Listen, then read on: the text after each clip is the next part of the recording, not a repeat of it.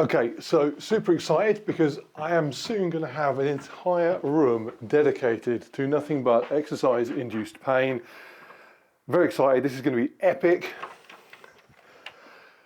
Okay, now, I know what you're thinking, this looks like the bedroom of a teenage boy, and it is currently the bedroom of a teenage boy, but he is getting removed from this space, and it's all going to be mine very, very soon.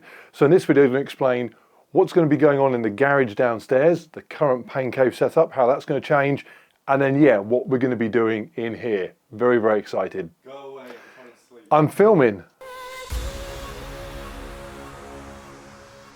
So this is the original pain cave where it all began. I know a lot of you will have been with the channel for a couple of years, and so probably now thinking, at last, a bit of cycling again. He has come back to get us.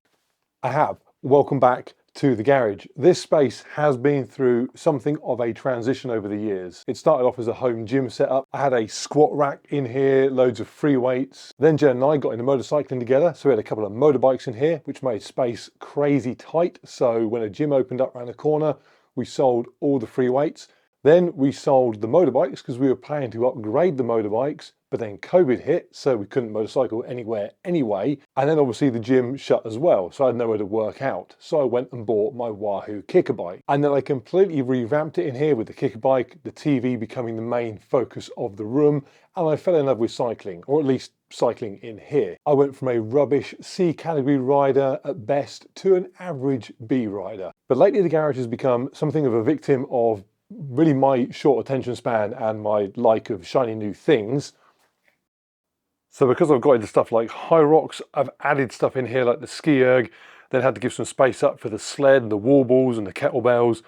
And so now whenever I'm doing functional training in here, I have to move the bike out of the way so there's some floor space to do it on. So basically this room is no longer a dedicated cycling pain cave. Now I know that some of you will look at it and think, it looks perfect, what's wrong with it? I get that some people have far less usable space. Whenever I do pain cave review videos, some of the photographs I get sent, I mean, it looks like they've put their bike in the corner of their garage or their shed and it just has to fight for room with every piece of junk that family has ever acquired. You know, they'll have their TV set up and it will just be hidden behind piles of boxes with labels on them like kids stuff. And then in there will be those discs with the Velcro that you throw the balls at on the beach, but the balls have been lost long ago and the kids are now like 30 and moved out of home 10 years ago.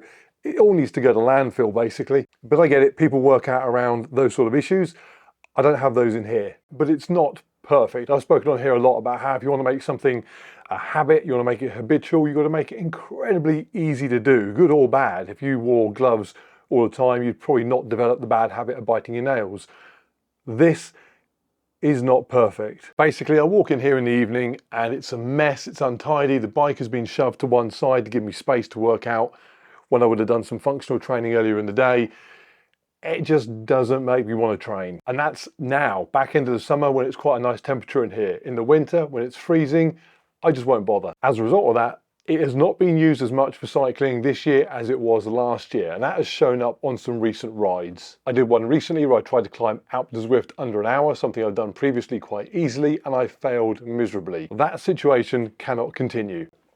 So here's the plan. The bike, the rocker board that it's on, the TV, pretty much everything that's got anything to do with cycling is going to be going upstairs, and then this place is going to get a huge tidy up. So all I'll be left with is the little functional fitness space over there in the corner. Obviously that's all going to stay. Where the TV is currently will be obviously a load of free space. I'm not entirely sure what we're going to put on there. Probably a mirror at least. Not sure what else. Going to think about that when it's all clear and available to be used. All this storage over here is all going to stay as it is, but it's going to get a massive tidy up. The bench is then going to be cleared of rubbish and we'll go and live over in functional fitness land over there. And that is pretty much it. There'll be an absolute ton of space, relatively speaking, down this end for all the functional fitness training that I can do. And then up that end will be just space for whatever, perhaps a new toy. If you have been with the channel since the very beginning when it was all motorbikes, watch this space, might also be coming back for you. Also that's going, the bike, the board, the fan, but my Wahoo kicker and my Wahoo kicker climb Those bits are going to be staying in here. I can then use those for my road bike. I don't want to be lugging a road bike upstairs if I want to train on that. Okay, so that is it for in here. This is a dump. Let's go check out upstairs.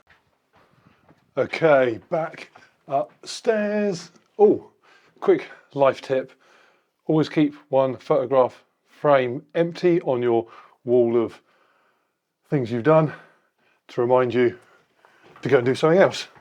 Right, so before you call Child Protection Services, number 4 who lives in here, he is leaving this room, but he's not leaving the entire house. He is nearly 16, so we're going to give him a couple more years yet. He's going across the hall to his brother's bedroom, number 2. He is leaving properly, going to go out and make his own way in the big wide world. So 4 is going to have 2's bedroom, 2 is gone. 1 and 3, don't ask, don't overcomplicate matters. Right, so the first thing that will happen in here is to empty it of pretty much everything that number 4 doesn't want to take with him across the hall. And then the carpet is going to come up. So this is the only room in the entire house that we did not get round to putting wood flooring in, and that needs to be fixed. Do not want to be sweating over a carpet. Then the walls are going to get painted. I won't get much say in that. That will be a Jenna decision. I'm not allowed to paint walls. And then we go for it. The idea is that I can walk in here 8 o'clock in the evening. The bike is always going to be ready to go. Gloves are off, nails ready for biting. I don't want anything to be even the tiniest little hurdle between me jumping on the bike and going for a ride or going to watch Netflix. Now, because this room is basically up in the loft effectively, it's got sloping ceilings. So the only option for the bike is for it to go pretty much dead center in the room, in front of the radiator, facing over to the little alcove over here behind the wardrobe. So I will be sat on the bike here facing that space there, which is absolutely perfect for the TV to go. In this spot here, absolutely perfect. I've got loads of headroom, even when I'm stood up pedaling on the bike on top of the kicker board, which raises it up even more. I'm gonna have loads of headroom, no problem there at all. This light unit is going to, that's disgusting up there. That's going to come down or go, and there'll just be a light flush with the ceiling, so nothing to bang my head on. That alcove down there, or that hatch behind it, so that's basically Christmas decorations in there. There is nothing that we need to get regular access to, and nothing in there that shouldn't be in there either. There are no Velcro based beach games in there, for example. TV will be on a bracket that will swing out the way, so the TV will just swing out, you can get into the storage cupboard, no problem. It also keeps the TV nice and low, because this point here is sort of chest height, which is good. I see so many people with their TV for their cycling set up in the air. No one rides their bike looking on pigeon watch. You're looking down at the road, so the TV down here, bike here will be perfect. In fact, the TV will actually mount it a bit lower than the point where the slope starts, so I can get a little shelf in there as well. Oh, and over here on the side of the wardrobe, just going to put a little bracket so that I can have a light that is shining at me when I'm on the bike here, and also put the camera on there so it can film me when I'm riding in here. And then down on the floor, so even though down here we're going to have hardwood flooring, we still need more covering than that.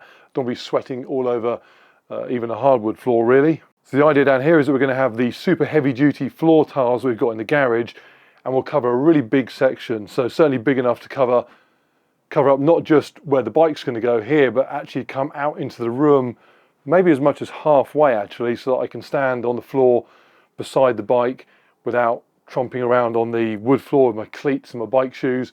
That'll also be a useful spot for me to fall onto and lie down after a bike ride without still sweating all over the floor. If you're thinking, who needs to lie on the floor after a bike ride? It has been known. So, floor's going to get covered here. Going to have I've got 2 Wahoo fans to go either side of the TV, so I'm getting air blown at me from either side. Not dead on, because that air just hits the front of the bike, so I'll be on the bike here with a fan over here and a fan over here, keeping me cool. And then up in the ceiling, as well as fixing that light and putting a shallow light that just doesn't basically hang down and bang my head on it, I'm going to have a hook up on the ceiling up here so that my towel can just hang down beside me. I like to have my towel just hanging where I can grab it. Then I have the kicker bike desk that I've got downstairs. That's just going to go right in front of me so I can stuff things on there that I need during a ride. And then over here, this obviously will all be gone. I'm gonna have a little shelving unit up here just to store bits and pieces that I might need for cycling really. So I don't really need a lot up here actually, but I don't know, cycling shoes, bit of nutrition, some water bottles maybe, any cycling clothing that I need. Obviously will go in the cupboard, which is going to be a sort of a sports cupboard for us. That sports clothing has taken over our bedroom wardrobe, so that'll be handy to get up here out the way. And then the last thing will be, obviously the bed will be gone. Up against that wall will be a little sofa so that I can sit there, a little coffee table in front of it. That means I can do some filming up here if I need to. It's also somewhere for the kids to sit and watch Netflix if they want to watch a movie up here on the TV that will be here, that will swing out so they can see it. They can watch TV if they don't want to watch TV in their bedrooms. And that is pretty much it, apart from motivational wall art. If you watch the channel, you'll know I hate motivational wall art. In fact, we have a rule in the house that for Jen and I, anything that we hang on the walls needs to be something that was created by us in some way. So whether it's the 50 caliber shells that are downstairs in the hall from Jen's 30th birthday in Budapest, to, I don't know, the kitchen plank posters that we've got of our motorbike trips around the world. Basically, if it's on the wall, we made it, it's unique to us. It's not been designed by some corporate marketing department to then flog in a home furnishing store. So there will be wall art. It should be unique to us, but it might end up being a Rocky IV poster. It's under debate at the moment. I'm not quite sure where it would go. What is going to happen is some sort of a medal rack on the wall somewhere. I didn't get medals for anything really until 2019. That was when I first started doing anything worthy of a medal. Fun runs basically. So then in 2019, I sealed all my medals in an acrylic tomb to display on the shed. And at the time it seemed like a really good idea. I even made a video all about it, which you're probably watching at the moment. It didn't age very well. It lasted about one season before it looked very old and ropey. So medals for 20 and 21, they piled up during the COVID years. They ended up being a backdrop for doing videos in the office. And medals for 2022, so current year, they are hanging in the stairway, which is the current year's place for medals. So at the end of this year, they will leave there, they'll come in here, freeing up the stairway space for next year's medals, and then future medals will probably end up in here. This will just be a place to keep medals out of the way. And that is it really. I can't wait to get in here and get that moved up higher. It is going to be very, very cool. The idea is that literally I walk in and I almost fall onto the bike. Before I know it, I've done 45 minutes of exercise and then go downstairs and watch some TV. As opposed to at the moment, I walk into the garage and I think, oh, it's going to be cold soon. It's a mess, I've got to plug it all back in. The bike might have been moved out of the way. And also, if I've done a functional training session in there already that day, just going into the same small space to work out again doesn't float my boat. But here, I like the idea of being able to come here, I've arrived to do a job, get it done, and split. Very, very excited. If you've got any tips, if you have your own pain cave genius idea, you think, oh, you should incorporate this, let me know. Always very excited to hear those. That is it. I should say I'm excited to hear those. If you are one of the people that does work out at the back of their shed, and you've got some incredibly inventive way that you secure your hedge strimmer from not falling on your head while you ride along, I don't need to know about that. See you on the next one.